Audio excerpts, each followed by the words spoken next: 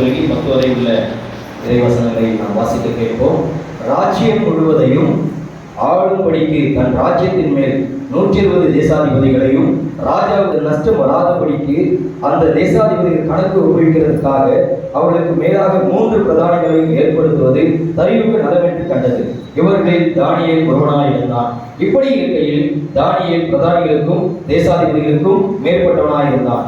தானியேலுக்குள் விசேஷித்த ஆவி இருந்தமையால் அவனை ராஜ்யம் முழுமைக்கும் அதிகாரியாக ஏற்படுத்த ராஜா நினைத்தான். அப்பொழுது பிரதானிகளும் தேசாதிபதிகளும் ராஜ்யத்தை விசாரிப்பதை தானியேலை குற்றப்படுத்தும்படி முகாந்தாரம் தேடினார்கள். ஆனாலும் ஒரு முகாந்தாரத்தையும் குற்றத்தையும் கண்டுபிடிக்க அவர்களால் கூடாது இருந்தது. அவன் உண்மையுள்ளவனா இருந்தபடியால் அவன் மேல் சுமத்த யாதொரு குற்றமும் குறைவும் காணப்படவில்லை.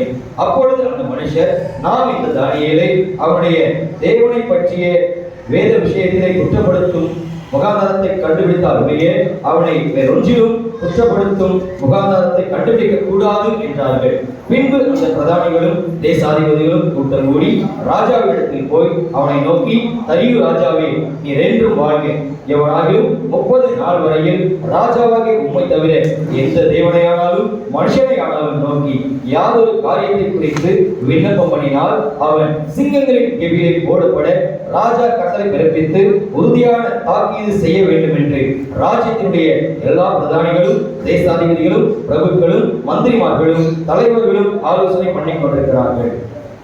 ஆதலால் இப்போது ராஜாவே, மேதியருக்கும் பெர்சியருக்கும் இருக்கிற மாறாத பிரமாணத்தின்படியே அந்த தாக்கீது மாற்றப்படாதபடி நீர் அதை கட்டளையிட்டு அதற்கு கையெழுத்து வைக்க வேண்டும் என்றார்கள்.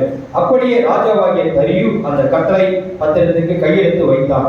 தானியேலோ வென்றார். அந்த பத்திரத்துக்கு கையெழுத்து வைக்கப்பட்டது என்று அறிந்த போதிலும் தன் வீட்டுக்குள்ளே போய் தன் மேல் அறையிலே எருசலேமுக்கு நேராக பலகணிகள் திறந்திருக்க அங்கே தான் முன் செய்து வந்தபடியே தினம் 3 வேளையும் தன் தேவனுக்கு முன்பாக முழங்கால் படியிட்டு ஜெபம் பண்ணி ஸ்தோத்திரம் செலுத்தினான். தேவன் தான் வார்த்தை ஆசீர்வதிப்பார்.